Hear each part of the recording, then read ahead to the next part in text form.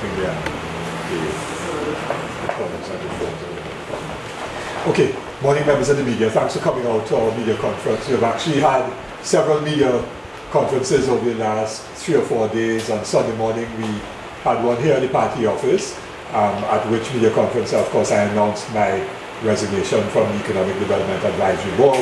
And then yesterday we were in Port of Spain outside the Brazilian embassy, expressing solidarity with Lula, Luis Ignacio Lula da Silva, former president of Brazil, who was in prison over the weekend on trumped-up charges. I wouldn't go into that again because we did that yesterday. A couple of the media houses attended that particular media conference, and I circulated our statement, and I hope that Trinidad and Tobago gets a lot of information about what we said about the trumped-up charges against Lula. Before I go into the substance of today's media conference, I did send by Twitter my congratulations to Michelle Liahi yesterday and to Dylan Carter, our gold and silver medalists respectively so far at the Commonwealth Games. I want to congratulate these 2 young people of Trinidad and Tobago who are on top of the international stage, and they've done us very proud indeed. And of course we hope that some of our other athletes will still have an opportunity to medal, perhaps in the relays and the 200-meter men and women's races. So our congratulations to all the athletes, those who didn't medal as well as those who medaled, because just getting to the Commonwealth Games and doing well represents our country in a very admirable way. I also want to express condolences to the family of Colin Laird. Christopher Laird, of course, who himself has been in the media for a very long time, is Colin's son. Colin is someone with whom I worked a number of projects and so on. While I was at the Office Workers Trade Union, he in fact designed the union's Port of Spain building and did other work with us on a number of other projects, including Palms Club and so on. But Colin is one of our iconic architects, and there have been a number of media reports about the works that he has done, the LaRocque Promenade, the National Library, Queen's Hall, amongst other major buildings in Port of Spain. So I just want to offer my own condolences on the passing of an outstanding citizen of Trinidad and Tobago. A very progressive person who always supported the progressive trade union movement, supported progressive causes, and was someone who on many occasions would have offered me advice and guidance as well. So, having just done those introductory things, let me go into the substance of this morning's media conference. We expect to be joined by another colleague, of course you know, Clyde Callender, executive member of the MSJ, our International Relations Officer, and I expect to be joined in a short while by Ernesto Kiza, who is the elections officer of the party as well, but we don't want to keep the busy members of the media waiting any longer, so we want to start now. Later this week, in the city of Lima, country Peru, there will be the Summit of the Americas, and this is a major activity at which heads of government, heads of state from all of the countries in this hemisphere gather. On the last occasion that the summit was held, the president of Cuba for the very first time attended, President Raul Castro. Previous to that, of course, Cuba had been excluded from attendance at the Summit of the Americas. Many people would remember here in 2009, Trinidad and Tobago government hosted the Summit of the Americas. That was the first major international event which newly elected at that time President Barack Obama attended as President of the United States, and there was this famous exchange between President Obama and President Hugo Chavez of Venezuela. So that was a very important moment in hemispheric relations. But this Lima Summit is clouded by very many problems and issues. For example, the president of Peru resigned about a month ago because of major allegations and a scandal of corruption. Ironically, the summit is supposed to address the issue of corruption. So he resigned and a number of other members of his cabinet resigned. prior to his resigning, he announced that the president of Venezuela would not be invited to attend the summit. And of course, one was expecting that this would have been the first summit to be attended by Mr. Trump, President of the United States. I heard, however, on the US news that Mr. Trump is not going, and the United States will be represented by the Vice President, Mr. Pence. So in this context of all of these developments in the hemisphere, I wrote my letter dated the 7th of April, but which was sent yesterday morning, to Caricom heads of government. And in sending this letter, I also sent it, I addressed it actually to Ambassador Irwin LaRocque, the Secretary General of Caricom, and it was an open letter to the heads of Caricom governments on the upcoming Lima Summit of the Americas. And I did send it directly to a number of heads of government, those heads that I had an email address for. So about half of the heads of Caricom, I got this letter from me directly yesterday and would have received it indirectly through the Secretary General of Caricom. And in the letter, it's a long letter, so I wouldn't read it for you, but I will send it to the media in a short while via email, because it's an open letter, so it's a public letter.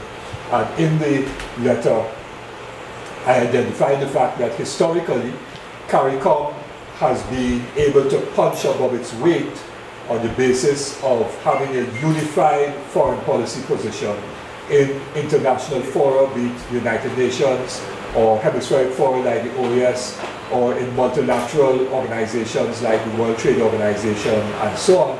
We've been able to have a unified position, and therefore our multiple votes, because we vote as independent countries of 14 or 15 countries, being able to vote means that we can get 14 or 15 votes registered. And in a body like the OAS, which has just 34 members, that is almost half, and therefore CARICOM can play a very critical role in hemispheric bodies like the OAS and so on. But that unity of foreign policy has broken down in the last 10 or more years. And so we have had a situation where, for example, for the last election for the Secretary General of the Commonwealth, there were about 3 different nominees coming out of CARICOM. Dominica put forward a nominee, and that person eventually became and is now the Secretary General of CARICOM. Trinidad and Tobago put forward Dr. Hamid Ghani. At that time, it was the UNC partnership government. And Jamaica also put forward a candidate. For the Secretary General of the African, Caribbean, Pacific group of countries, there were again 3. Oh, sorry, I made a mistake. It was Dr. Motiwari was nominated by Trinidad and Tobago for the position of Secretary General of the Commonwealth, and he lost that election. For the Association of African, Caribbean, and Pacific countries, ACP, again there were 3 CARICOM nominees. Trinidad and Tobago put forward Dr. Hamid Ghani. Then you had Guyana putting forward Dr. P.I. Gomes, former lecturer, University of West Indies, St. Augustine, and there was another CARICOM nominee. And the person who got the position was Dr. P.I. Gomes of Guyana. But again, it showed this united position of CARICOM. And then we have had at the OAS, CARICOM countries adopting different positions on resolutions brought forward on the issue of Venezuela. So some countries have voted against particular resolutions that have condemned, were seeking to condemn the Maduro government. And so countries like Dominica, St. Vincent, and so on voted very strongly against those resolutions. Trinidad and Tobago and a number of others abstained, and countries like Guyana, St. Lucia, Barbados voted with the United States in condemning Venezuela. So we've had a fracturing of CARICOM unity on the issue of Venezuela before the OAS. And this has also been manifest, for example, in the vote in the United Nations on the issue of the United States wanting to put its embassy in Jerusalem and recognizing Jerusalem as the capital of Israel. Again, CARICOM countries did not have a unified position within the UN.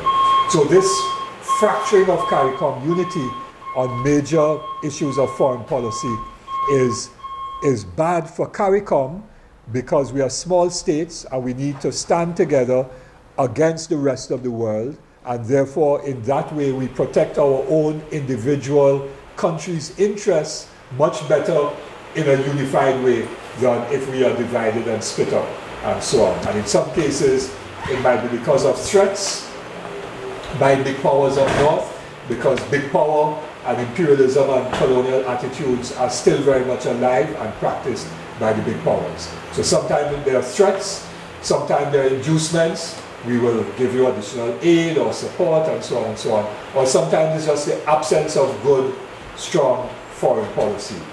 And so I wrote this letter saying that in the coming Lima Summit, we needed to have a unified CARICOM position. For example, are all CARICOM countries going to attend the summit? The Prime Minister of Antigua Barbuda, prior to the elections, and he won the elections very handsomely recently, indicated that Antigua Barbuda would not attend at all. My understanding is that a number of CARICOM countries may be attending, but not at the level of heads of government, so that perhaps St. Vincent and one or two other countries may be going, but not at the level of head of government. We don't know whether Trinidad and Tobago is going to be represented at all, or whether we'll be represented by the Prime Minister, or by the Minister of Foreign Affairs, or by someone else. And this is just a few days away from the summit.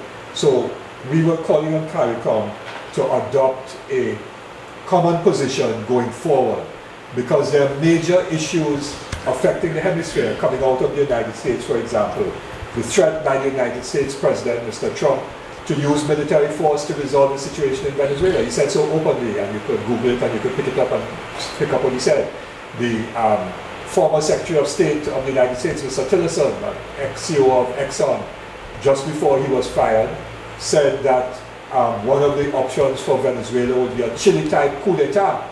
And of course, by that he's referring to a coup by Mr. General Pinochet against the democratically elected government of Salvador Allende in the 1970s, which was a very bloody coup d'etat. Hundreds of people killed, thousands jailed, arrested, tortured, and missing, and so on. And then you had the reference by Mr. Trump to a CARICOM country, Haiti, and another country of the hemisphere, El Salvador, as quote-unquote shithole countries, which was interpreted as racist and xenophobic, and so on. The whole issue of immigration in the United States, where CARICOM member countries, citizens or descendants of our citizens are being affected by US immigration policy and so on. These are major issues, and we are not hearing about a unified position of CARICOM going to this summit or not going to the summit to raise matters on a common basis and so on. The move by the US administration to militarize the US-Mexico border with just last week, ordering of troops to go to the border and so on. All of these things are matters of concern. The unilateral decision to impose tariffs on aluminum and steel. We may still be exporting steel to the United States. Does that affect us? I recall when we started Iron and Steel Company of Trinidad and Tobago in the 80s, one of the things that put that company in difficulty was a tariff imposition by the United States saying that we were dumping steel in the US, and that made our exports of steel into the United States difficult. What is the position of CARICOM on all of these matters and so on? The developing trade war between the United States and China in particular, but also the US and the EU, the conflict with Russia. What are all of those things meaning to CARICOM, and what are we going to be saying in the Summit of the Americas? It would seem as if we are getting nothing out of these talks. The repudiation of the Paris Climate Agreement by the Trump administration. We are affected by climate change, the hurricanes that hit this region, sea level rise, and so on. So all of these things are important matters, and we have heard nothing. And so I wrote this open letter saying that CARICOM foreign ministers at the minimum ought to be meeting or ought to have met and issue a declaration so that all CARICOM citizens could be aware of what the common position of CARICOM would be at this upcoming Summit of the Americas. Whether we are going or not going, if we are going, at what level of representation will we be going, what are the agenda issues that CARICOM will be putting forward, what are the demands and proposals, what are the things that we have to defend, and so on. These are very, very important matters. And we went on to say in the letter that we call on CARICOM to take a united position on Venezuela, because quite clearly the Venezuela issue is going to be an issue of concern, particularly having regard to the president of Peru, now resigned because of corruption, not inviting the president of Venezuela to attend the summit. What is going to be the position of countries in the so-called Lima group, because there was a group of countries, including St. Lucia, Guyana, and Barbados, joining with Peru and others in attacking Venezuela. So what is going to be happening in Lima with the so-called Lima group? And so we were raising the issue of calling on CARICOM to taking a united position in defending Venezuelan sovereignty and right to self-determination, because every country has the right to self-determination and the right to their independent position. To recognize the Venezuelan Constitution and the democratic processes that are established by the Venezuelan Constitution, including the upcoming elections for the presidency on the 20th, I think it is, of May. Then also to recognize the fact that the process of electing state governors last year was democratic under the Constitution, and so on. CARICOM needs to defend the right of other countries to pursue their own processes according to their constitution and according to their laws. We also want CARICOM to take a united position against any threat of external intervention, particularly external military intervention in Venezuela, as has been threatened by Mr. Trump, because we cannot accept military intervention or external interference in the internal affairs of another country, because what is to say that will not be our position as a CARICOM member state 6 months from now, and we could not then be calling on others to defend our sovereignty and our right to self-determination and respecting our right to say no foreign interference in our domestic affairs if we don't defend the right of other countries at this time. So we are also saying that CARICOM must stand by the principles and norms of international relations. This is not an ideological question. These are principles and norms of international relations which we cannot allow to be trampled upon, because if they're trampled upon for somebody else, then they're trampled upon for us, and so on. And so we must take up, as CARICOM, a principled position on these questions. So we also want CARICOM to renounce the unilateral, illegal, and illegitimate sanctions imposed by the United States on Venezuela and on a number of its citizens, financial sanctions and embargo on Venezuela and on a number of other citizens, and so on.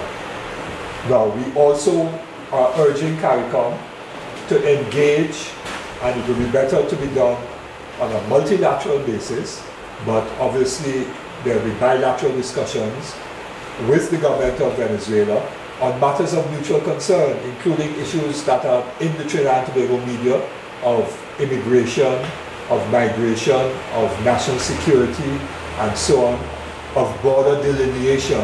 All of these are matters of important concern to a number of CARICOM states and to Venezuela. And so we are proposing today that there should be urgently convene either bilateral CARICOM Venezuela, or in some cases, multilateral CARICOM Venezuela, or in some cases bilateral Trinidad and Tobago and Venezuela at very high levels, discussions around all of these matters that are of concern to both the citizens of Venezuela, the citizens of Trinidad and Tobago, and citizens of other CARICOM countries, as well as to the mutual interests of our respective countries. And so in this regard, I want to express my own solidarity and that of MSJ with the fishermen who are in jail in Venezuela at this point in time, but also to point out that the Trinidad and Tobago Venezuela fishing agreement, it is my understanding that that agreement lapsed several years ago, And the Trinidad and Tobago government has been tardy in sitting down with Venezuela to negotiate a new agreement, or simply to sign off on the old agreement and have that old agreement continue. Now, the old agreement may be continuing in practice, or to continue in practice, but we ought not to have important agreements between countries lapse and the government of Trinidad and Tobago not take a proactive role in seeking to protect our citizens and so on by way of renewing or having a new bilateral fishing agreement and so on. And there ought to also be very high-level talks going on now with respect to issues of migration. Yes, there's an economic crisis in Venezuela, precipitated, of course, by a combination of falling oil prices and the right-wing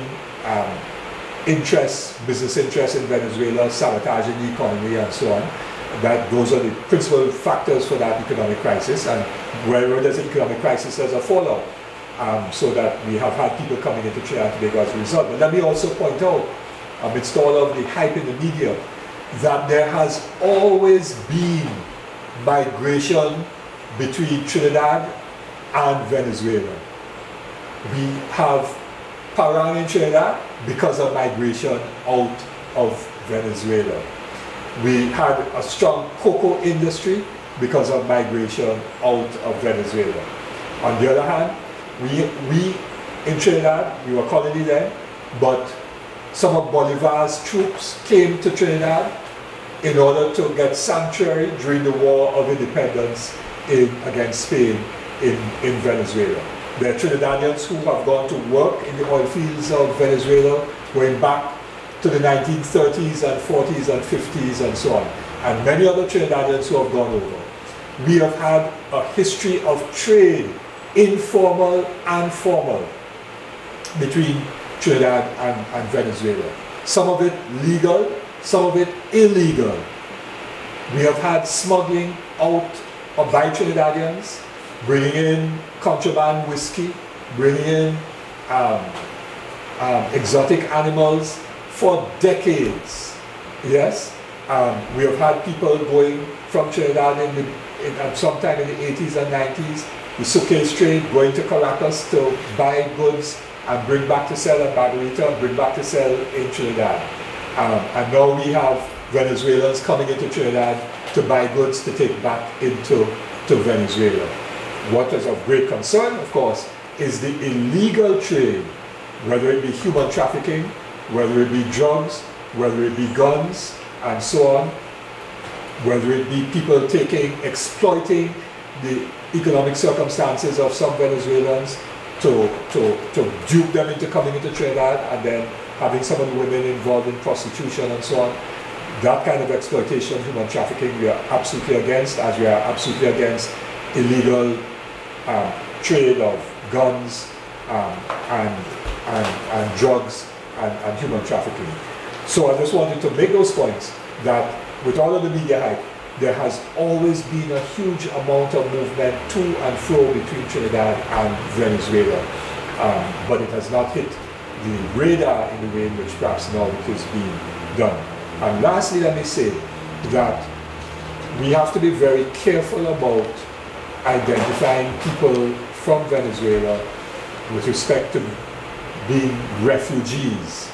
Refugees are a very well-defined category of persons who are not simply migrants looking for work because of economic circumstances and so on. Refugees are a particular category of persons who are having to leave a country because of war, or because of, as we see in many parts of the world, or because of extreme political repression and so on. What we have in terms of people coming to Trinidad are not refugees, but really are persons coming here seeking jobs or engaging in trade and so on because of the circumstances in Venezuela. And what these matters can therefore be addressed by high-level meetings between the government of Trinidad and Tobago and the government of Venezuela on these questions of how do we deal with controlling our borders, how do we deal with migration, migrant workers, etc. Just to get up with what Venezuela is about, I mean, do you think that we should relax the restrictions that we have about given what is going on in Venezuela? Well, there has been no tightening of any immigration arrangements between Trinidad and Tobago and Venezuela, in that Trinidadians can go to Venezuela, Trinidadians and Tobagoans could go to Venezuela without a visa on vacation for the period in which you are allowed to go to another country for vacation.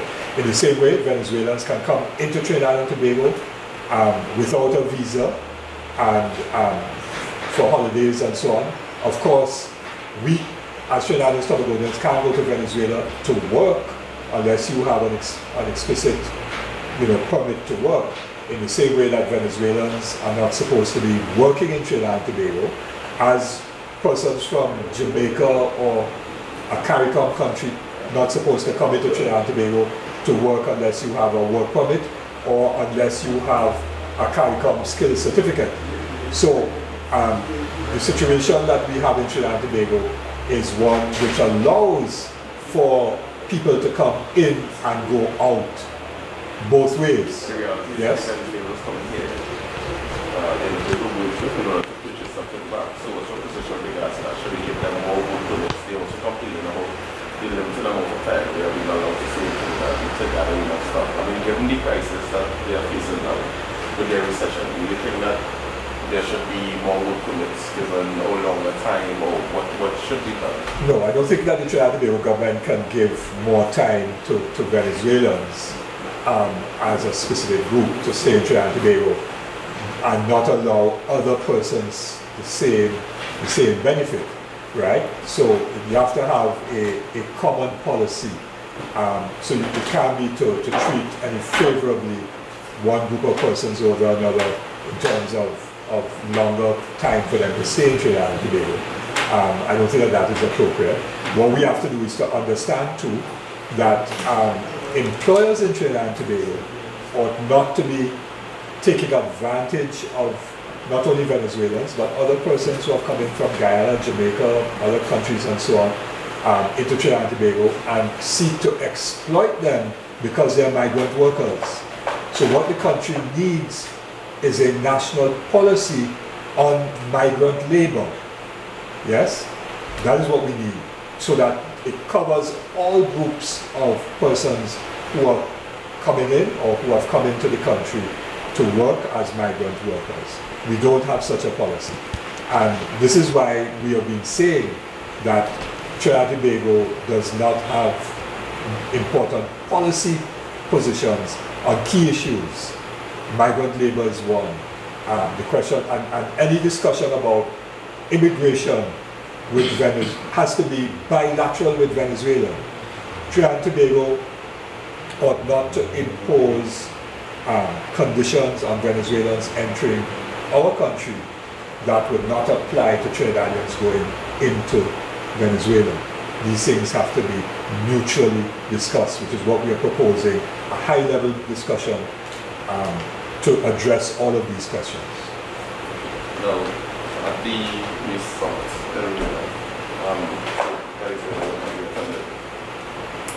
is it that you want CARICOM to discuss that and show solidarity for Venezuela? We would like CARICOM to have a unified position. In other words, we understand that Antigua and Barbuda is not going at all. We understand that some countries may be sending a lower level delegation. The best message would be that CARICOM has a common position with respect to its participation in the summit. If that common position, or as unified as possible, is that CARICOM is attending, but not at the level of heads of government, well, that sends a particular signal, yes? not only in terms of solidarity with Venezuela, but it also sends a signal to the United States. President Trump is not going. It also sends a signal to the former president of Peru, and so on, and to Peru generally. So that is what has happened, a unified position. We want CARICOM foreign ministers to meet, and they should be meeting now, and issue a position that says CARICOM has a united position, one way or the other. The MSJ position I'm asking, is it that CARICOM should be in solidarity with Venezuela for one, the exclusion to the summit, as well as the US threats of militarization or no? Yes. We have to express solidarity with a unified position of solidarity with Venezuela against military intervention and threats of military intervention in Venezuela, against the sanctions that have been imposed on Venezuela. Those are some important issues with respect to Venezuela. But there are also other important issues that CARICOM needs to have a united position on, vis-a-vis the United States, with respect to immigration, because our nationals are also being affected in the United States by US immigration policy, which has changed. Yes? So it is not only the immigration issues with respect to Venezuela, there are immigration issues with respect to the United States. So CARICOM needs to have a united position on that, as well as on trade. For example, is the Trump administration going to agree to the continuation of what was originally known as the Caribbean Basin Initiative, which later became CBASA, in terms of CARICOM one-way free trade access into the US market? What is our position on that? There are huge numbers of issues that our CARICOM needs to have united positions on. I've identified Paris Climate Agreement, united position on that, and so on. All of these are matters of importance. Isn't that the MSJ in support of the current Venezuelan government? The current Venezuelan government, we have said, is democratically elected. President Maduro was democratically elected, and therefore we support President Maduro as a democratically elected government of Venezuela. There have been many more elections in Venezuela than there have been in Trinidad and Tobago. I myself attended as an election observer the elections for governors' positions in last year, September I think it was, and that was very fair and democratic. So there are elections in May, and those elections we expect to be democratic elections, and whoever is elected will have to be recognized as the democratically elected president of Venezuela, government of Venezuela, after those elections in May. Yes. Just two more questions. Yeah. What's the position on the arrest of the Trinidadian fishermen by the Venezuelan National Guard? Because from what we understand, now the Venezuelan authorities is claiming that the fishermen were in their waters, however, and they crossed into Trinidad waters without permission from Trinidadian authorities. The Venezuelan Coast Guard was not supposed to enter local waters and arrest anyone. What's your... And this is why we need to have that top-level meeting between the government of Trinidad and Tobago, the government of Venezuela, which would involve the Minister of Foreign Affairs of both countries, Minister of National Security of both countries, ministers responsible for fishing of both countries, and so on, to once again set the proper framework. Because we haven't had any of those experiences for quite some time. So we need to reset that framework to ensure that there are no violations on either side, that Venezuela does not come into Trinidad and Tobago waters to arrest Trinidad and Tobago fishermen, that Trinidad and Tobago fishermen do not go into Venezuelan waters to fish. We have to ensure that the parameters are established clearly, and that everyone knows what those parameters are, and that they hold to those parameters.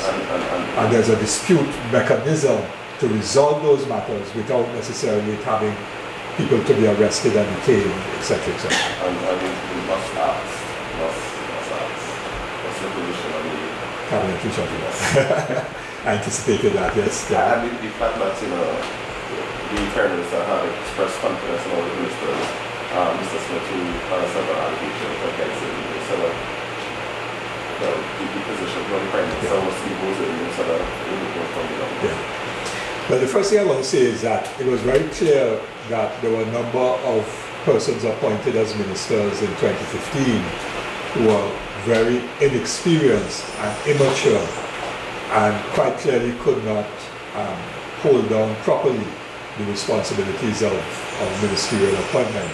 In the case of Shamfa Kadri, we recall the closure of the Tourism Development Company and the retrenchment of workers, which decision was overturned by the Industrial Court and so on when it was challenged by the Communication Workers Union and that whole process. And quite clearly the tourism sector is in very bad shape. So that was one person who was just apparently not able to manage that very important portfolio. Now the issue of some of the other moves, Mr. Coffey is not well. Quite clearly can't handle a ministerial portfolio. I suppose it is just a sympathy thing to have him as a minister, so he gets a ministerial salary to help him with his situation. But one would have thought that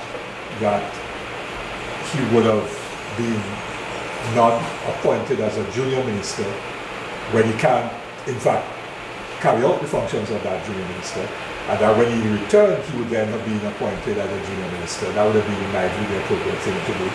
In the case of Darrell Smith, it would have been better not to have appointed him in a ministerial, even junior ministerial position at all, and let him cool his heels on the backbench for some time.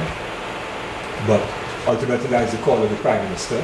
I've heard the noise made by Mrs. Prasad Bissessa, but let me just say that she really has very little moral authority for speaking about these matters, because she moved more ministers than anybody else in those 5 years. So she was shuffling around people like crazy herself, so she really can't speak to this issue. But what it also speaks to, and this is my last point on it, is the fact that neither the PNM nor the UNC can resolve the many fundamental problems of this country. And that's why we say that the MSJ is the only real alternative, because we are the only ones who are coming out and speaking about major foreign policy issues, like we've done today, to speak about our vision of the Second Republic, because you see the institutions of state have collapsed. So the ministers that are functioning there will never ever really deliver very well, because the institutions over which they preside are not good institutions. They've collapsed. But neither the PNM nor the UNC want to reform the institutions. Only the MSJ talks about us needing to evolve to reform those institutions. What about culture and Prime Minister taking? Nothing culture. Tourism. Tourism, yes. And the Prime Minister taking his, and we've seen the reshuffle in crime and those where there are major problems as well. Well, I mean, obviously this was a reshuffle to deal with the specific issue of Darrell Smith, the condition of Maxi Coffey, and the weakness of tourism. So it was really to deal with that. It wasn't trying to deal with all of the other areas of government. So it was a Band-Aid type solution to the problems that were arising with persons who are incumbents in those positions. Well, that was to be expected. That was to be expected. What was to be expected? That Bali was going to get a full ministerial position. You saw it coming. I mean, I'm not saying whether I agree or disagree. I'm just saying it was to be expected. So, okay, Mali was expected, right? But if you be taking on housing, which is a major thing in that, given the amount of people subscribe to it, and I mean, which are going to tourism, which past and present government has really just put on the back burner. Yes, but sometimes we put a judgment on ministerial positions as being important or less important. Tourism actually is a very important ministry for us at this point in time, given the need to diversify the economy. So I would not downplay at all the role of a Minister of Tourism at this moment. I don't think it is any more or less important than the Ministry of Housing.